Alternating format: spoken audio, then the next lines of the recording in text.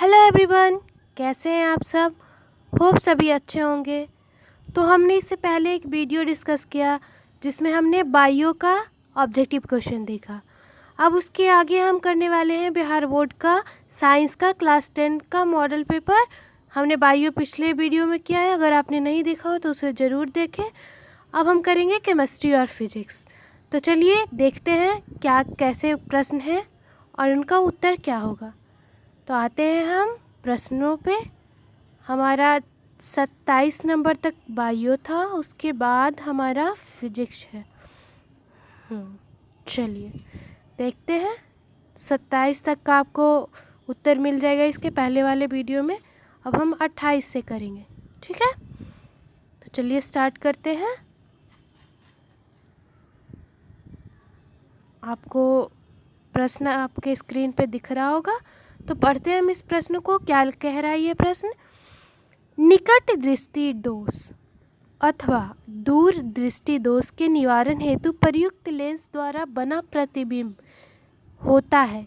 आपसे बोल रहा है अगर आपको फार साइटेडनेस है या शॉर्ट साइटेडनेस है तो आप उसके लिए निवारण हेतु लेंस का प्रयोग करते हो। तो उस लेंस से जो प्रतिबिंब बनता है, इमेज बनता है, वो किस प्रकार का होता है। तो आप दोनों के लिए जो यूज़ करते हो, एक निकट दृष्टि के लिए, एक दूर दृष्टि के लिए, उससे जो फिगर बनता है, जो इमेज बनता है, वो काल्पनिक और सीधा होता है। कैसा होता है? काल्पनिक और सीधा होता है। इंग्लिश में हम इसे क्या कहेंगे? वर्चुअल और इरेक्ट होता है। तो इसका आंसर बी हो जाएगा। अब आते हैं हम 29 नंबर के प्रश्न पे। साइड मिरर के रूप में निम्नलिखित में से कौन प्रयुक्त होता है। साइड मिरर के रूप में हम इनमें से कोई किसको रखते हैं? उत्तल दर्पण को, कॉन्वेक्स लेंस को, या अवतल दर्पण को, कॉनकेव मिरर को, sorry convex mirror, concave mirror.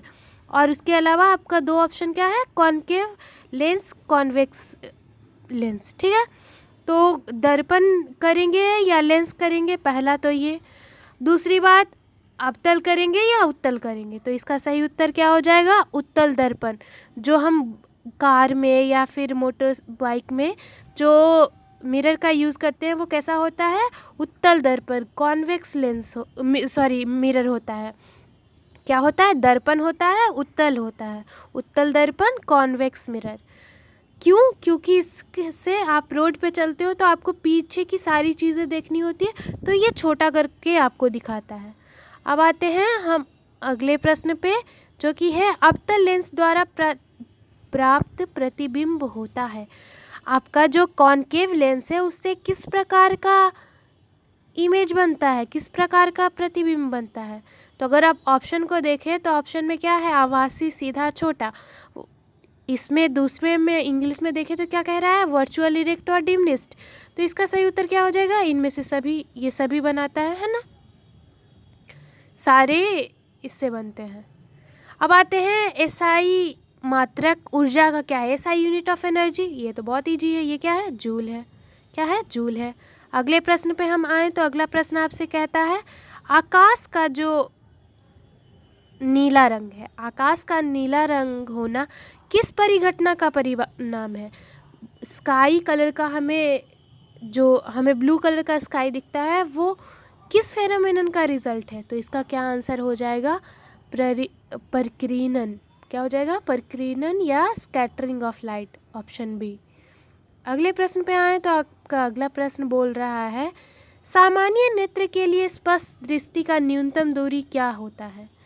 अगर आपका कोई दोष नहीं है, दृष्टि दोष, तो कौन सा न्यूनतम दूरी है जिससे आप स्पष्ट रूप से पढ़ पाओगे या किसी चीज़ को स्पष्ट रूप से देख पाओगे। तो इसका आंसर क्या है? 25 सेंटीमीटर। क्या है इसका आंसर? 25 सेंटीमीटर। तो हम देखते हैं, दो ऑप्शन में तो नहीं दिख रहा है, तो तीसरा या चौथा होना चाहिए। तो आपका तीसरा आंसर है 25 सेंटीमीटर। अब आते हैं 34 नंबर के प्रश्न पे। आपका 34 नंबर का प्रश्न कहता है किसी उत्तल लेंस का फोकसांतर 50 सेंटीमीटर है। Focal length of convex lens is 50 centimetre. तो आप इसका पावर ज्ञात कीजिए, आप इसकी क्षमता ज्ञात कीजिए। तो क्या होता है फॉर्मूला? हमारा फॉर्मूला क्या होता है? 100/f होता है ना। तो यहाँ पर f क्या आपका दिया हुआ है? अगर f को आप देखें तो क्या दिया हुआ है? प्लस होता है ना, उत्तल लेंस का कैसा होता है प्लस, तो प्लस 50 सेंटीमीटर होगा ना, तो इसका क्या हो जाएगा 100/50 मतलब प्लस 2 ऑप्टर डाईऑप्टर है ना, आपका 100/50 मतलब 2 डाईऑप्टर, इसका क्या हो जाएगा आंसर हो जाएगा 2 डाईऑप्टर। तो कौन सा ऑप्शन है, डी नंबर ऑप्शन है आपका।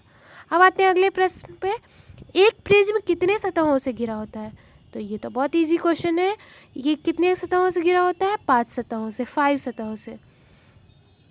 अब आते हैं अगले प्रश्न पे, अभिनेत्र लेंस की फोकस दूरी में परिवर्तन किया जाता है, जो आपका आँख है ना उसमें कौन हेल्प करता है फोकल लेंथ को एडजस्ट करने में, आई लेंस में फोकल लेंथ को कौन एडजस्ट करता है, क्या वो पुतलियाँ हैं, क्या वो परितारिक द्वारा किया जाता है, या दृष्टिपटल द्वारा किया जाता है, या पश्चमाभि पेशियों द्वारा किया जाता है। इंग्लिश में भी आप एक बार देख लें, प्यूपिल द्वारा किया जाता है, आइरिस द्वारा किया जाता है, रेटिना या सिलियरी मसल। तो इसका सही उत्तर क्या होगा, सिलियरी मसल या पश्चमाभि पेशियों द्वारा। ठीक है, आते हैं अब अगले प्रश्न पे। अगला प्रश्न आपका कह रहा है, प्रकाश के परावर्तन के कितने नियम होते हैं। आपको बताना है कि लाइट का जो लॉज ऑफ रिफ्लेक्शन है उसमें कितने नियम आते हैं, तो उसमें कितने नियम आते हैं, 2 नियम आते हैं। 2 नियम क्या कहता है, पहला तो कहता है जो आपका इंसिडेंट रे है और जो आपका रिफ्लेक्टेड रे है और जो आपका नॉर्मल है वो कहाँ होंगे, एक ही सतह पे होंगे, है ना। और दूसरा क्या कहता है, जो आपका आई होगा या फिर आप बोलते हैं जिसको इंसिडेंट रे, जो एंगल आई होगा वो किसके बराबर होगा, रिफ्लेक्टेड रे के बराबर होगा। अब आते हैं अगले प्रश्न पे। अगला प्रश्न आपका कहता है, फोटोग्राफी कैमरा का अभिदृश्यक होता है, objective of photography camera is, तो इसका क्या सही उत्तर होगा। अगर आप जानते हो तो क्या होता है, हमारे फ़ोन में भी होता है ना, ये क्या होता है, उत्तल लेंस, कॉन्वेक्स लेंस लगा होता है जो फोटोग्राफी में हेल्प करता है। अब आते हैं हम 39 नंबर पे, क्या कह रहा है आपका 39 नंबर का प्रश्न, यदि एक किरण अवतल दर्पण पर लंबवत आपतित है तो परावर्तन के बाद किरण किस बिंदु से गुजरेगी।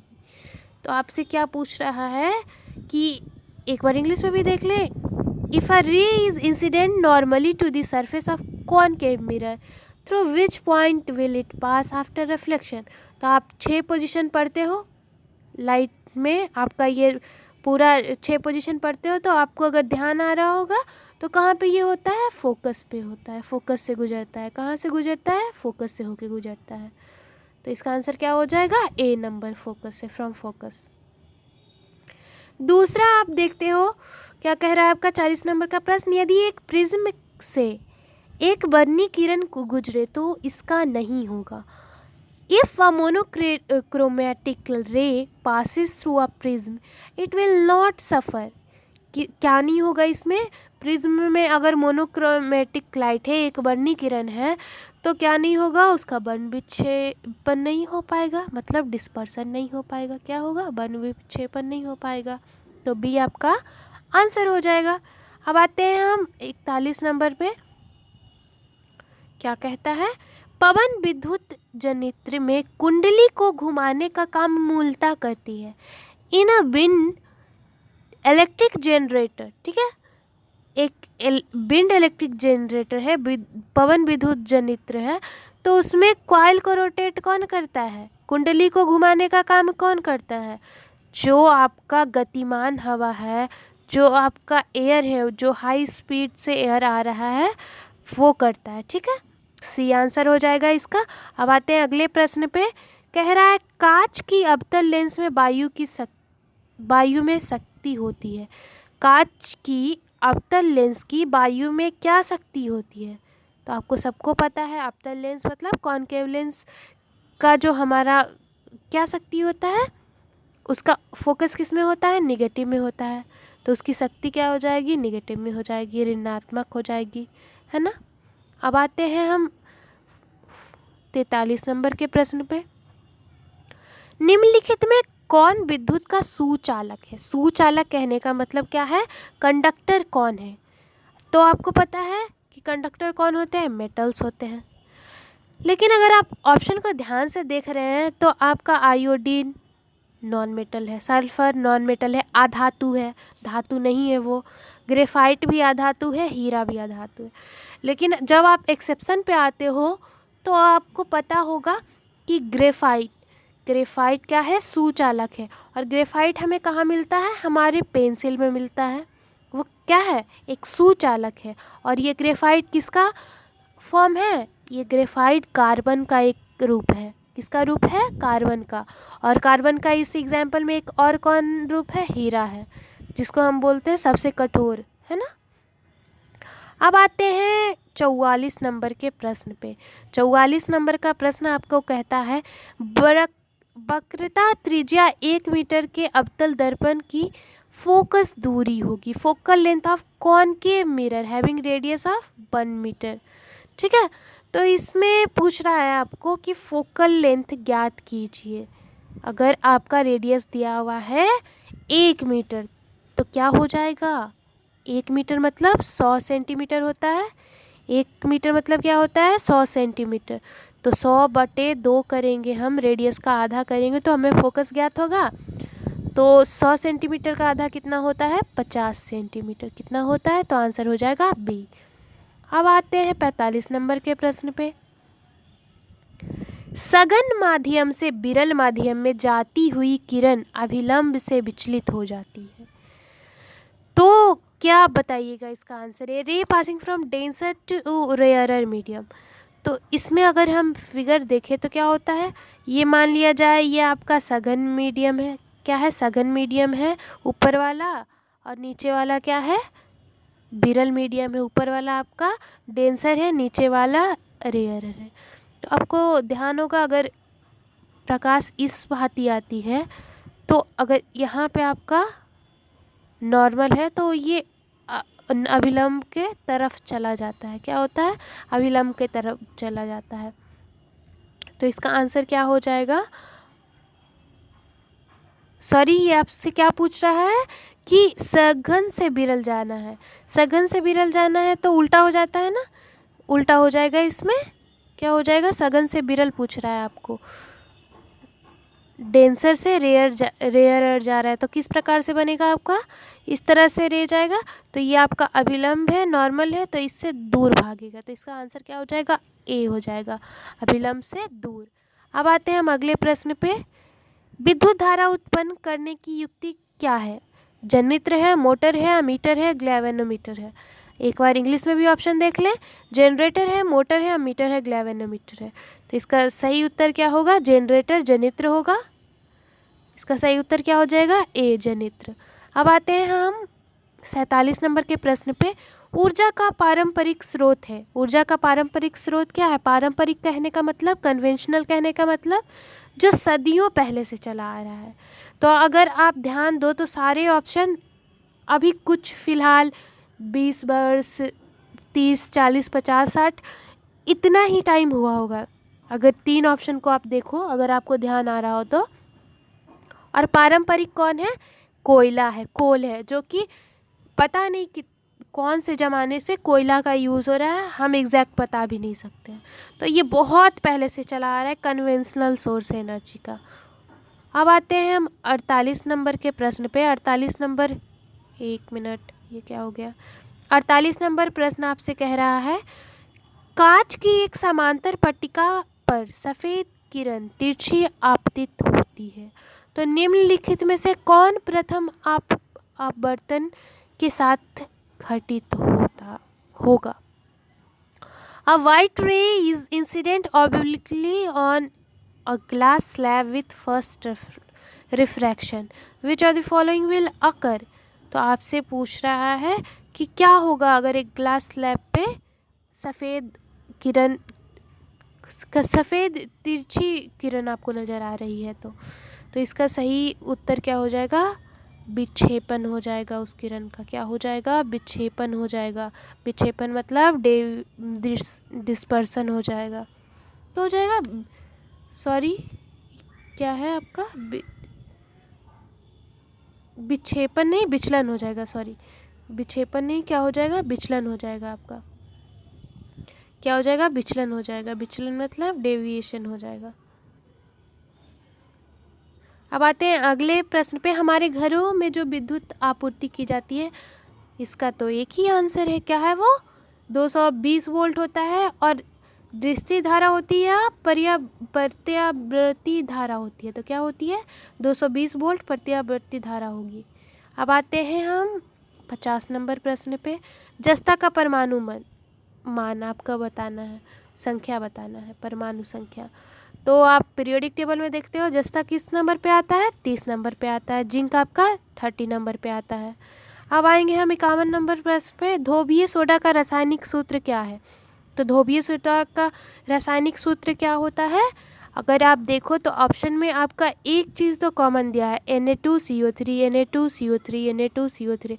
तो आपको इसमें से पता कैसे चलेगा, आपको ध्यान होगा कि अगर धोबिये सोडा है, वॉशिंग सोडा है, तो उसमें कितने कण होते हैं आपके वाटर के पानी का कितना होना चाहिए, 10 मॉलिक्यूल। तो ये आंसर क्या हो जाएगा, 1 नंबर, जिसमें 10 मॉलिक्यूल ऑफ वाटर है। अब आते हैं 52 नंबर पे। 52 नंबर आपका कह रहा है निम्नलिखित में कौन प्रबल क्षारक है, which one of the following is strongest base. तो स्ट्रॉन्गेस्ट बेस इसमें अगर आप देखें तो कौन है, NaOH है। कौन है, NaOH। Na जो आपका सोडियम है वो 1 नंबर के ग्रुप में आता है, 1 नंबर के वर्ग में आता है ना। और इसका वर्ग का ही नाम आप देखते हो तो कैसा धातु होता है, ये क्षारीय धातु होता है। सबसे प्रबल क्षारक इसमें कौन होगा, NaOH। ठीक है, अब चलते हैं हम 53 नंबर पे। हेमाटाइट निम्नलिखित में से किस धातु का अयस्क है। तो हेमाटाइट आयरन का है, इसके अलावा मैग्नेटाइट भी हो सकता है इसका अयस्क। अब देखते हैं सल्फाइड अयस्क का सांद्रण निम्नलिखित में से किस विधि से किया जाता है। सल्फाइड और is concentrated by which of the phenomena. तो इसका आंसर देखिए क्या है, ऑप्शन क्या है, द्रवण विधि, हाथ से चुनकर, निस्तापन या फेन उपलावन विधि। इंग्लिश में देखते हैं तो liquation, hand picking, calcination, fourth flotation method. तो इसका सही उत्तर क्या हो जाएगा, निष्पादन या कैल्सिनेशन, जिसमें ऑक्सीजन की कमी होती है, ऑक्सीजन कम दिया जाता है। 55 नंबर में आपसे एक अभिक्रिया दे दिया है और पूछ रहा है इस अभिक्रिया में क्या हो रहा है। इस अभिक्रिया में आपसे पूछ रहा है कि क्या हो रहा है। तो अगर आप देखो इस अभिक्रिया में क्या हो रहा है, जिंक का पहले कितना चार्ज था, 0 था। लेकिन जब ये ऑक्सीजन इसके साथ मिल जा रहा है तो जिंक का मान क्या हो जा रहा है, +2। इस पे कितना चार्ज आ जा रहा है, +2। तो ये क्या होता है, ये उपचयन होता है। अगर मान बढ़ जाता है पॉजिटिव में तो क्या होता है, उपचयन होता है। तो अब देखते हैं 55 के बाद 56 नंबर प्रश्न। ग्लूकोज का आणविक सूत्र, मॉलिक्यूलर फॉर्मूला ऑफ ग्लूकोज। तो ये तो बहुत इजी है, क्या होगा, C6H12O6। और ग्लूकोज बनता कौन से प्रोसेस से है, प्रकाश संश्लेषण से, है ना। और अगर पूछूं कि टूटता किस में है, तो आपके श्वसन की प्रक्रिया में ग्लूकोज टूटकर CO2 और H2O बनाता है। क्या बनाता है, CO2 और H2O बनाता है। प्रकाश संश्लेषण में यही CO2 H2O लेकर वो क्या करता है, ग्लूकोज बनाता है। अब आते हैं अगले प्रश्न पे, 57 नंबर पे। 57 नंबर प्रश्न आपसे बोल रहा है अम्ल का जलीय विलयन विद्युत का संचालन करता है, क्योंकि अम्ल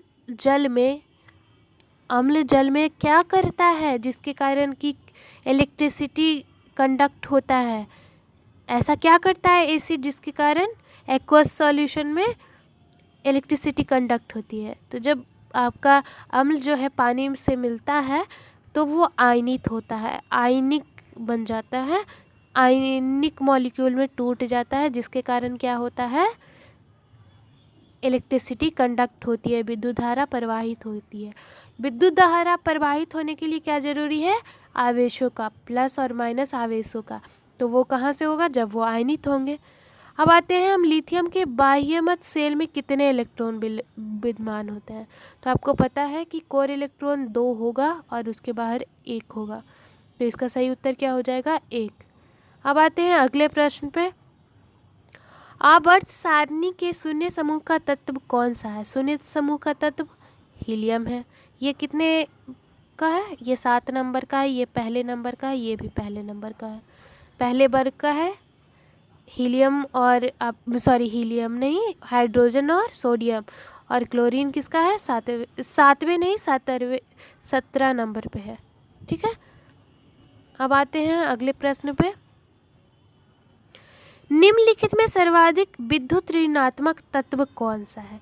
तो विद्युत ऋणात्मक इलेक्ट्रोनेगेटिव एलिमेंट की बात करते हैं तो ये पूरे पीरियोडिक टेबल में सबसे ज़्यादा जो विद्युत ऋणात्मक है, सबसे इलेक्ट्रोनेगेटिव है, वो फ्लोरीन है, जिसका मान क्या होता है? -3 के आसपास होता है। ठीक है, अब आते हैं अगले पे। तो अगला प्रश्न आपसे कह रहा है, जल के वैद्युत उपघटन में कैथोड पर कौन सी गैस मुक्त होती है? जब आप गैस ये क्या कहते हैं, इलेक्ट्रोलिसिस करते हो वाटर का, आप क्या करते हो? इलेक्ट्रोलिसिस करते हो, वैद्युत अपघटन करते हो जल का, तो कैथोड पे क्या जाता है? कैथोड पे आपका क्या चला जाता है? आपका जाएगा हाइड्रोजन जो है वो कैथोड पे जाएगा और ऑक्सीजन दूसरे वाले पे जाएगा। अब आते हैं जो कि है एनोड। अब आते हैं 62 नंबर के प्रश्न पे। क्या बोल रहा है? हमारा शरीर का पीएच मान क्या होगा? क्या होता है हमारे शरीर का पीएच मान? तो इसका सही उत्तर हो जाएगा 7.0 से 7.8, जो कि क्षारीय होता है। अगर आपको ध्यान हो तो हमारे रक्त का पीएच मान क्या होता है? 7.4। इसी प्रकार से 7 और 7.8 के बीच सारे तत्वों का पीएच मान होता है हमारे शरीर में। तो हमारे शरीर में अगर पूछे कि कैसा होता है पीएच मान, तो हम बोल सकते हैं हल्का क्षारीय, बहुत ज़्यादा स्ट्रांग भी नहीं होता है। कहाँ से कहाँ तक होता है आपका पीएच मान? 0 से 14 तक। तो 0 से 7 तक आपका क्या होता है? अम्लीय होता है, और 7 से 14 तक आपका क्षारीय होता है, और 7 जो है वो उदासीन होता है, न्यूट्रल होता है। अब आते हैं हम 63 नंबर पे। निम्नलिखित यौगिकों में कौन अम्ल है? इसमें से कौन एसिड है? तो अगर आप देखो तो सारे आपको बेस दिख रहे हैं, सिर्फ किसको छोड़ के? H2SO4 को, जो कि एक स्ट्रॉन्ग एसिड है, प्रबल अम्ल है, ये बहुत स्ट्रॉन्ग होता है। ठीक है, बहुत प्रबल होता है। अब आते हैं 64 नंबर के प्रश्न पे। 64 नंबर का प्रश्न कह रहा है, निम्नलिखित में कौन संश्लेषित सूचक है? तो आपको क्या बोल रहा है? संश्लेषित तो मतलब क्या है? सिंथेटिक, जो प्रकृति में खुद से ना उपलब्ध हो। तो अगर आप ऑप्शन को देखो तो इसको कैसे आप हटाओगे? हल्दी हमें प्रकृति से मिलती है, लिटमस पत्र हमें प्रकृति से मिलता है, लाल पत्ता गोभी भी हमें प्रकृति से मिलती है, लेकिन मिथाइल रेंज को हम लैब में बनाते हैं। कहाँ बनाते हैं? लैब में बनाते हैं। तो आंसर सी हो जाएगा। अब आते हैं 65 नंबर के प्रश्न पे। कार्बन डाइऑक्साइड जल से अभिक्रिया करके बनाता है, क्या बनाता है? CO2 अगर H2O से मिलता है तो वो कार्बोनिक एसिड बनाता है, कार्बोनिक अम्ल बनाता है। अब आते हैं अगले प्रश्न पे। अगला प्रश्न है 66 नंबर। कॉपर पाइराइट्स का रासायनिक संगठन क्या है? Chemical composition of copper pyrite. तो ये आपको ध्यान रखना होगा, इसका फॉर्मूला तो फिक्स होता है, तो आपको ध्यान रखना होगा कि जहाँ पे S2 रहे और एक कॉपर और एक आयरन रहे, तो ये क्या होगा? आपका कॉपर पाइराइट का रासायनिक संगठन, केमिकल कंपोजिशन। अब आते हैं हम 66 के बाद 67 नंबर पे। प्रकृति में मुक्त अवस्था में पाई जाने वाली धातु, कौन सी धातु है जो प्रकृति में मुक्त अवस्था में पाई जाती है? तो सबसे इजी आंसर क्या होगा आपका? सोना होगा, Au होगा। सोना को कैसे दर्शाते हैं? Au से। जिंक को कैसे दर्शाते हैं? Zn से। लोहा Fe से। ठीक है, तांबा मतलब कॉपर कैसे दर्शाते हैं? Cu से। अब आते हैं 68 नंबर के प्रश्न पे। 68 नंबर बोल रहा है, कौन सी धातु सबसे अधिक अभिक्रियाशील है? मोस्ट रिएक्टिव कौन है? तो आप अगर एक जानते होगे अभिक्रियाशील की सीरीज़ आपने देखी होगी, तो इसमें आपका जो आपका गोल्ड है और सिल्वर है, चांदी और सोना जो है वो तो बहुत नीचे आते हैं, और कॉपर भी उनसे थोड़ा सा ऊपर आता है। ये रिएक्ट करता है, यह भी क्रियाशील है, लेकिन उन लोगों के कंपैरिजन में थोड़ा ज़्यादा है, और जिंक के कंपैरिजन में बहुत कम है। तो सबसे ज़्यादा कौन करता है? जिंक करता है। तो इसका आंसर क्या हो जाएगा? जिंक, जस्ता हो जाएगा। अब आते हैं हम किसी अधातु के बहतम सेल में इलेक्ट्रॉन की संख्या होती है, क्या होती है? आधातु का पूछ रहा है। किसका पूछ रहा है? आधातु का। तो आधातु मतलब जैसे कि क्लोरीन, सल्फर, ऑक्सीजन, तो इसका क्या होता है? बाहरी सेल में मान कितना होता है? कितना इलेक्ट्रॉन होता है? 4, 5, 6 या 7 हो सकता है। क्या हो सकता है? 4, 5, 6, 7। और जो 18वें नंबर पे है, जीरो ग्रुप में है, उनका क्या होता है? 8 होता है। सॉरी, ये कहाँ आ गया? हमें थोड़ा सा स्क्रॉल करना होगा। तो हम यहाँ थे, ये क्वेश्चन हमने कर लिया। अब आते हैं 70 नंबर पे। पीतल किससे मिलके बना है? मिश्र धातु है पीतल, किन किन चीज़ों से मिलके बना है? कॉपर और जस्ता, आयरन और निकेल, या फिर आपका कॉपर और सोना, या फिर आपका कॉपर और क्या है? टिन। तो बताइए क्या आंसर होगा? ब्रास किससे मिलके बना होता है? जो आपका ब्रास है वो किससे मिलके बना होगा? कॉपर और जिंक से। किससे मिलके बना होगा? कॉपर और जिंक से। तो ये हो गया हमारा 70 नंबर का प्रश्न। कितने नंबर का प्रश्न है? 70 नंबर का। अब आते हैं हम, निम्नलिखित में से कौन समावयवी है? समावयवी कहने का मतलब क्या है? आइसोमर कहने का मतलब क्या है? उसका जो अणु होगा वो सारा बराबर आएगा आपको, लेकिन जब हम उसको देखते हैं उसका केमिकल संगठन, तो क्या होगा?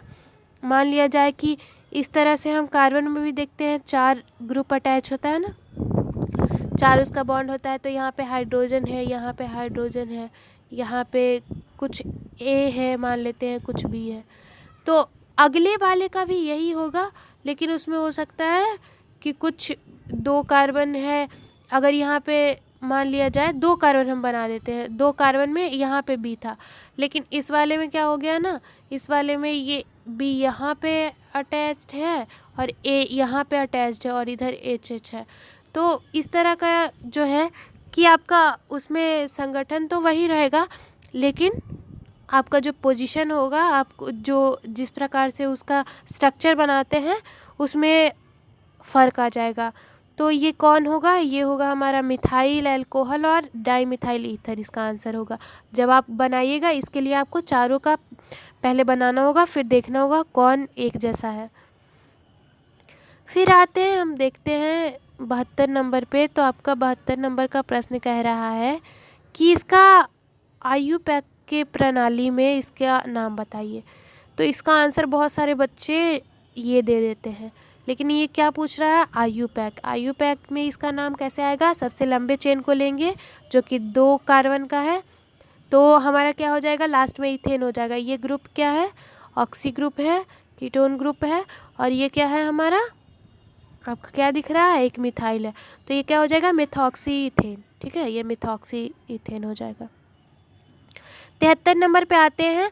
तो कहता है लोहा की अभिक्रिया भाप से कराने पे कौन सा ऑक्साइड बनता है? हम जैसे जानते हैं कि कॉपर बहुत कम रिएक्टिव है, तो वो आपका जो साधारण जल होता है उससे नहीं रिएक्ट करता है, उससे अभिक्रिया नहीं करता है, प्रतिक्रिया नहीं दिखाती है। लेकिन वही अगर हम भाप डालते हैं तो वो प्रतिक्रिया कर लेती है।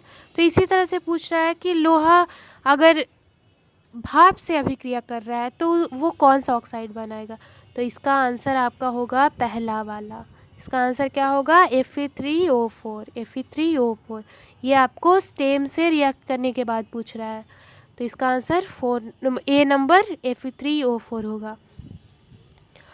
एक तत्व का परमाणु संख्या 16 है, आवर्त सारणी में इस तत्व का वर्ग संख्या बताइए।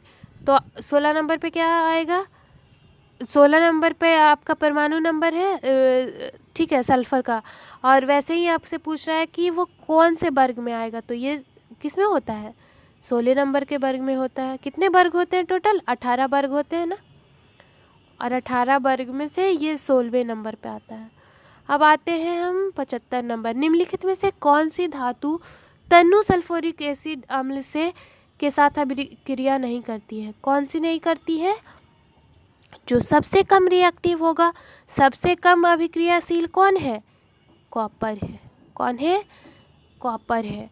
ये सल्फ्यूरिक एसिड से सल्फ्यूरिक अम्ल से रिएक्ट तो करता है, लेकिन यहाँ पे तनु सल्फ्यूरिक अम्ल है, डाइल्यूटेड सल्फ्यूरिक एसिड है, तब ये रिएक्ट नहीं कर पाता है। अब आते हैं 76 नंबर पे। एक मिश्र धातु में 90% कॉपर और 10% टिन है, तो इस मिश्र धातु का नाम बताइए। तो ये आपने अगर देख रखा होगा तो आपको पता होगा ये क्या होता है, ब्रोंज होता है, जिसमें 90% कॉपर होता है, 10% आपका क्या होता है, टिन होता है, 10% टिन होता है। तो आते हैं हम अगले प्रश्न पे। क्या पूछ रहा है, जिंक सोडियम हाइड्रोक्साइड के साथ प्रक्रिया कर बनाता है। Zinc react with sodium hydroxide to form. जो जिंक धातु है, जो जस्ता है, वो सोडियम हाइड्रोक्साइड्स के साथ मिलकर कौन सा प्रक्रिया करता है, तो उसमें आपको ऑप्शन से बताना है कि क्या बनता है। जो जिंक है वो सोडियम हाइड्रोक्साइड के साथ रिएक्ट कर रहा है, तो इसमें से कौन सा गैस आपको बनेगा, हाइड्रोजन हो सकता है या ऑक्सीजन हो सकता है। तो इस अभिक्रिया में क्या होता है, हमें हाइड्रोजन गैस मिलता है। क्या मिलता है, हाइड्रोजन गैस मिलता है। तो इसका सही उत्तर ए हो जाएगा, हाइड्रोजन गैस, H2 गैस। अब आते हैं 78 नंबर के प्रश्न पे। निम्नलिखित में कौन सी धातु वायु में उच्च ताप पर गर्म किए जाने पर भी ऑक्सीजन से संयोग नहीं करती है, संयोग आपका नहीं करेगी। किस में पूछ रहा है, गर्म करने पर भी, उच्च ताप में भी नहीं होगा। Which of the following metal does not combine with oxygen even when heated at high temperature. तो इसका सही उत्तर आपका क्या हो जाएगा, इसका सही उत्तर आपका हो जाएगा मरकरी। क्या हो जाएगा, मरकरी हो जाएगा। ऑक्सीजन से आपको रिएक्ट करवाना है, तो ऑक्सीजन से कौन नहीं रिएक्ट करता है, मरकरी नहीं करता है। अब आते हैं हम लास्ट दूसरे प्रश्न पे। अयस्क में उपस्थित उपद्रव्य क्या कहलाता है, तो इसका सिंपल आंसर होगा गैंग कहते हैं इसको। क्या कहते हैं, गैंग कहते हैं। फिर 80 नंबर का प्रश्न है, निम्नलिखित में किस गुण के कारण अधातुओं के तार बनाए जाते हैं। तो आपको पता होगा कौन सा प्रॉपर्टी है मेटल का जिसके कारण वायर बनता है, डक्टिलिटी, तन्यता। क्या, डक्टिलिटी मतलब तन्यता। तो इस तरह से हमने 80 के 80 प्रश्न कर लिए। अब आप लोग बताइए कि आपको कैसा लगा वीडियो। चैनल को सब्सक्राइब करिए, और अगर आपको कोई और मॉडल पेपर चाहिए या फिर किसी चीज़ में दिक्कत आ रही हो, कोई प्रश्न हो, तो आप कमेंट कर सकते हैं। धन्यवाद।